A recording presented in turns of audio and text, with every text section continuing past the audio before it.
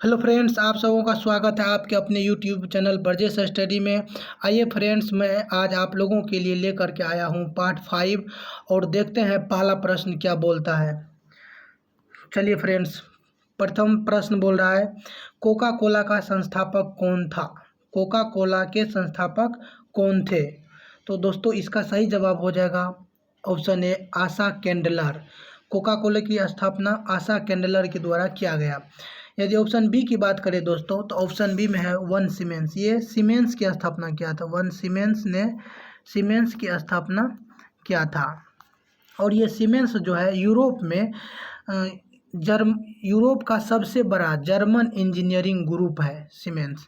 और ली ब्यूंग चुल जो है, ली ब्यूंग चुल के द्वारा सैमसंग ग्रुप की स्थापना की गई थी। ली ब्यूंग चुल के द्वारा सैमसंग ग्रुप की स्थापना किया गया था ली ब्यूंग चुल के द्वारा। चलिए प्रश्न संख्या 2 देखते हैं। निम्न में से कौन कुषाण साम्राज्य की राजधानी नहीं थी। तो दोस्तों इसका सही जवाब हो जाएगा ऑप्शन डी, कुषाण साम्राज्य की राजधानी उज्जैन में नहीं था। और यदि बात करें मथुरा, पेशावर और बगराम की, तो मैं आपको बताऊं कि कुषाण साम्राज्य जो था, कुषाण साम्राज्य की कुल 4 राजधानी थी। मथुरा, पेशावर, बगराम और तक्षशिला। कुषाण साम्राज्य ने कुल 4 राजधानी बनाया, मथुरा, पेशावर, बगराम और तक्षशिला। प्रश्न संख्या 3 को देखते हैं। प्रश्न संख्या 3 में कह रहा है, हरियाणा के एक बड़े भाग को किस राजवंश ने श्रीखंड जनपद नाम दिया। हरियाणा में एक बड़े भाग खंड है, यानी भूमि का खंड है, उसको किस वंश ने श्रीखंड जनपद नाम दिया था। दोस्तों इसको नाम दिया था नागवंश। और नागवंश जो है इनका नाम रख दिया था वहाँ हरियाणा में एक बड़ा भूखंड का श्रीखंड जनपद। चलिए प्रश्न संख्या 4 देखते हैं। महात्मा गांधी द्वारा सत्याग्रह आश्रम की स्थापना कहाँ किया गया था। महात्मा गांधी के द्वारा सत्याग्रह आश्रम की स्थापना कहाँ किया गया था। तो इसका सही जवाब हो जाएगा ऑप्शन सी, कोचरब। दोस्तों यहाँ कंफ्यूज मत होइएगा।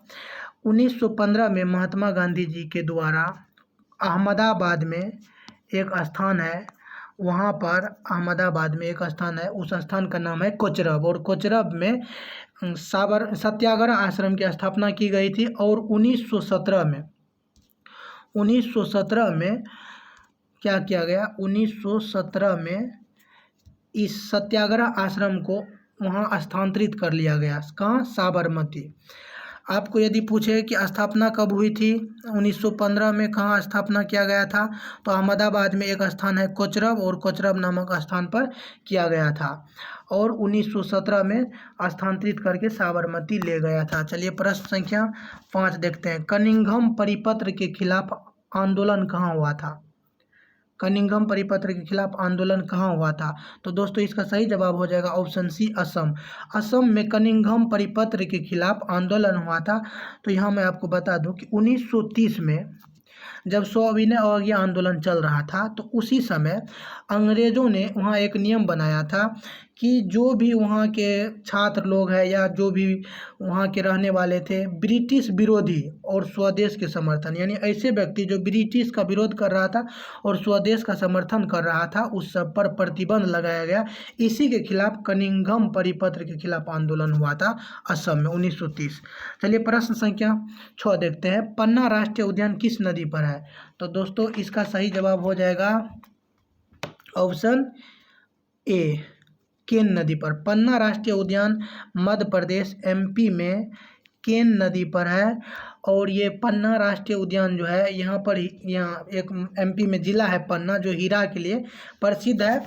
और ये केन नदी जो है, केन नदी यमुना की उपनदी है, यमुना की उपनदी है। और केन नदी की उत्पत्ति जो है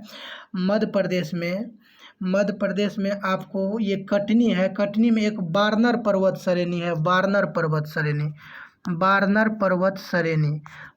पर्वत श्रेणी से यहाँ केन नदी की उत्पत्ति होती है। और ये केन नदी किसकी उपनदी है, यमुना नदी की उपनदी है। दोस्तों मैं एक बात आप लोगों को बता दूं कि मैं जो ये वीडियो बना रहा हूँ आप लोगों के लिए, बस यहीं कटनी के बगल एक सतना डिस्ट्रिक्ट है, वहीं से बना रहा हूँ। चलिए दोस्तों प्रश्न संख्या 7 को देखते हैं। और 6 में देख लीजिए दोस्तों, एक बार आप लोग 6 में ये देख लीजिए कि हिंडन जो है, हिंडन नदी के तट पर आलमगीरपुर है जो उत्तर प्रदेश में है और सिंधु सभ्यता के सबसे पूर्वी स्थान है। और चंबल नदी जो है, ये चंबल नदी सिंधु नदी की सबसे बड़ी सहायक नदी है। कई बार पूछा गया है कि सिंधु नदी की सबसे बड़ी सहायक नदी तो ये चंबल नदी है सिंधु की। चलिए प्रश्न संख्या 7 को देखते हैं। भारत का सबसे बड़ा संघ शासित प्रदेश कौन सा है? भारत का सबसे बड़ा संघ शासित प्रदेश, तो दोस्तों इसका सही जवाब हो जाएगा लद्दाख। लद्दाख जो है अभी भारत का सबसे बड़ा संघ शासित प्रदेश बन चुका है और लद्दाख की जो क्षेत्रफल है 59,146 वर्ग किलोमीटर। चलिए प्रश्न संख्या 8 को देखते हैं। अंतर्देशीय जल का अध्ययन क्या कहलाता है? तो इसका सही जवाब हो जाएगा लिम्नोलॉजी। अंतर्देशीय जल का अध्ययन लिम्नोलॉजी कहलाता है। यदि बात करें टोपोलॉजी के, तो टोपोलॉजी अंतरिक्ष के गुणों का अध्ययन टोपोलॉजी कहलाता है। हाइड्रोलॉजी पृथ्वी के जल के गुणों का अध्ययन।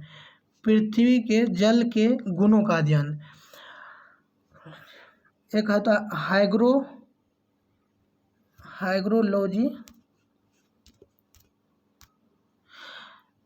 दोस्तों यहाँ हाइग्रोलॉजी जो है, यहाँ पर आप लोग हाइग्रोलॉजी को आर्द्रता मापने के लिए आप लोग जानते होंगे कि हाइग्रोमीटर होता है। तो यहाँ आप लोग याद रखिएगा कि हाइग्रोमीटर आर्द्रता मापने के लिए, हाइग्रोलॉजी मत याद रखिएगा, हाइग्रोमीटर। और लिम्नोलॉजी अंतर्देशीय जल का अध्ययन, टोपोलॉजी अंतरिक्ष का अध्ययन और हाइड्रोलॉजी पृथ्वी पर जल का अध्ययन। चलिए दोस्तों प्रश्न संख्या 9 को देखते हैं। नेत्रानी द्वीप भारत के किस राज्य में है? तो नेत्रानी द्वीप भारत के कर्नाटक राज्य में है नेत्रानी द्वीप, और अरब सागर में है और ये परवाल द्वीप है। नेत्रानी जो है परवाल द्वीप है, अरब सागर में है, कर्नाटक में है। चलिए प्रश्न संख्या 10 को देखते हैं। सहस्त्रधारा जलप्रपात भारत के किस राज्य में है? सहस्त्रधारा जलप्रपात, दोस्तों बहुत ही अच्छा क्वेश्चन है कि ये पूछ रहा है कि सहस्त्रधारा जलप्रपात किस राज्य में है। तो इसका सही जवाब हो जाएगा उत्तराखंड में, देहरादून से लगभग 11-12 किलोमीटर की दूरी पर है। और दोस्तों एक सहस्त्रधारा जलप्रपात आपको एमपी में भी मिल जाएगा, तो इसीलिए यहाँ कन्फ्यूज नहीं होना। सहस्त्रधारा जलप्रपात आपके उत्तराखंड में है। यदि उत्तराखंड में और जलप्रपात की बात करें तो वसुंधरा जलप्रपात भी है, वसुंधरा जलप्रपात है, हार्डी जलप्रपात है, और भट्टा जलप्रपात है, भट्टा। तो उत्तराखंड में हो गया वसुंधरा, हार्डी, भट्टा और ये सहस्त्रधारा। चलिए प्रश्न संख्या 11 को देखते हैं। उमानंदा द्वीप किस राज्य में है? तो उमानंदा द्वीप जो है आपके ये असम में है और ये ब्रह्मपुत्रा नदी पर है।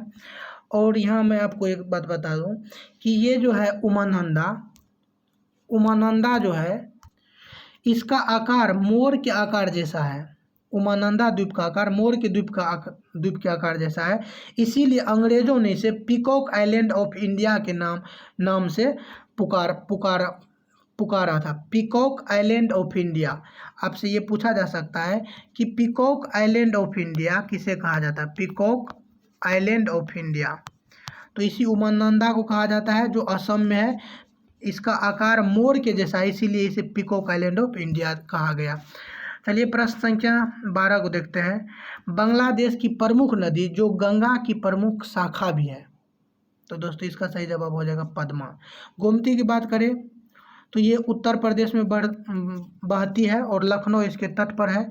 कोसी की बात करें तो कोसी बिहार में मुख्य रूप से बहती है और बिहार का शौक कहा जाता है। और ये गंडक की बात करें तो ये नेपाल में बहती है। चलिए प्रश्न संख्या 13 को देखते हैं। प्रश्न संख्या 13 का, इनमें से कौन सा राजवंश मुख्य रूप से शैव था? तो यहाँ आपको चुनना है कि कौन सा राजवंश शैव धर्म के अनुयायी थे। तो इसका सही जवाब हो जाएगा संगम था शैव। और ये तुलुव, सलुव और अराविडू जो है ये सब वैष्णव धर्म से जुड़ा हुआ राजवंश था, वैष्णव से जुड़ा हुआ था। तुलुव, सलुव और अराविडू ये वैष्णव धर्म से जुड़ा हुआ था और संगम शैव से था। और कृष्णदेव राय के बारे में आप लोग जानते होंगे, और कृष्णदेव राय जो है इसी तुलुव वंश का तीसरा शासक था। और कृष्णदेव राय के द्वारा आप लोग जानते होंगे कि अमुक्त माल्याद और जामवंती कल्याणम नामक पुस्तक लिखा गया है, जो बहुत प्रसिद्ध है और कई बार पूछा गया है। और बाबर ने कृष्णदेव राय के बारे में अपने आत्मकथा में लिखे हैं। चलिए प्रश्न संख्या 14 को देखते हैं। भारत में सबसे ठंडा स्थान कौन सा है? भारत में सबसे ठंडा स्थान है ये भारत में पूछा जा रहा है, तो भारत में हो जाएगा आपका सही जवाब द्रास। और ये द्रास जो है लद्दाख में है, और लद्दाख केंद्र शासित प्रदेश है जो सबसे बड़ा है।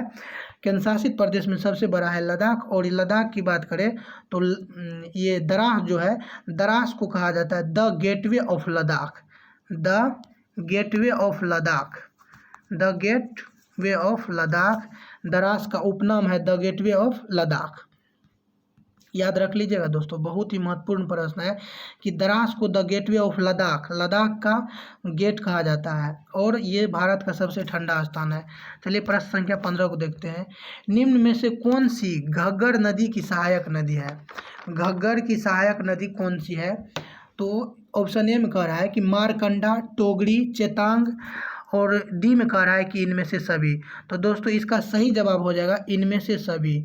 घग्गर की ये सभी सहायक नदी है। घग्गर का सहायक नदी है मारकंडा, टोगरी, चेतांग। और घग्गर नदी की उद्गम होती है शिवालिक पर्वत से, और घग्गर नदी के तट पर कालीबंगा स्थित है। कालीबंगा का अर्थ होता है काली चूड़ी। चलिए दोस्तों प्रश्न संख्या 16 देखते हैं। उनचाली जलप्रपात किस राज्य में है? उनचाली जलप्रपात किस राज्य में है?